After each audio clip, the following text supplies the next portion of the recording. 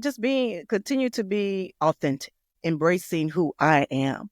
And not allowing anyone else's judgment to dim my light anymore. The shame that, especially coming from the adult industry, that is only a part of my story, and truly embracing that, but also teaching others going forward in their lives that anything that happened in their life, the traumas, the bad decisions, all of those things, those are gifts. Those are gifts that we learn from and that we apply in our lives today to be able to teach others in the future. So that's what I'm doing moving forward. So when people say, and I get these videos on something positive that I'm doing, I'm talking about self-love, when I'm talking about God, when I'm talking about spiritual, I see somebody will send me a video of me sucking dick on, and I was like, "Did you like that? That was good for you, wasn't it?" You know what I'm saying? So it's like, did I just trigger something with you? Because I got all of me. And my thing is that I want everybody to embrace all of them, the good, the bad, the ugly, because it's all beautiful. It is all what created you. We all are going through a healing process in life, and we will be forever healing, forever healing. It's just you just be there to be of in service of others. That's my only thing. And you have to do that if you start to love yourself and have that intimate relationship with yourself. Yeah. I love that.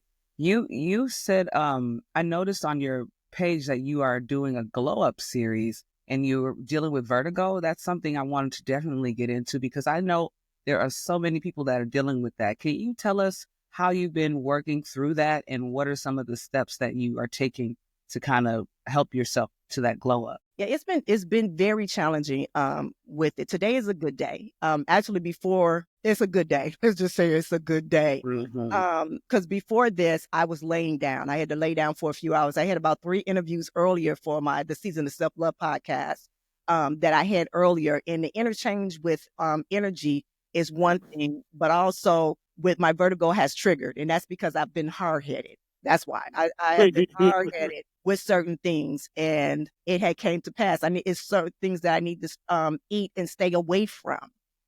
Finding my triggers, going at a pace that I'm supposed to go at, and not try to go so fast.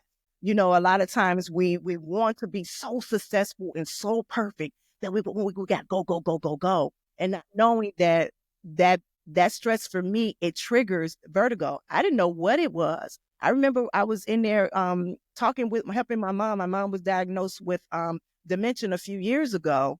And I was in there helping her. And before I knew it, my legs fell from up under me and didn't know why. And I was like, what is going on? And it was like I was so off balance. I felt these things like water coming out. And I just did not know what that was. Then when I found out that it was vertigo and they wanted to give me medication, and medication was just making me more sick. And it'll put me, down. And I was like, I don't want this. I don't want this. I want to be balanced. I want to be able to do the work that I am supposed to be doing, but I can't do it. It's very disabling. When I say out of 24 hours, it's times that I only have 3 good hours out of a day. When it flares up, a good 3 hours out of a day. That's terrible. So now I'm doing more of an herbal thing. I'm building my garden in the backyard. I'm working out slowly now, not as hard on myself before, and just, trying to stay away from stress as much as possible. Yeah. I can identify with that. I was in the hospital last week with a little bit of heart palpitations, and I didn't really know what was going on, but I know for a fact that I have been highly stressed and I have been doing so many things.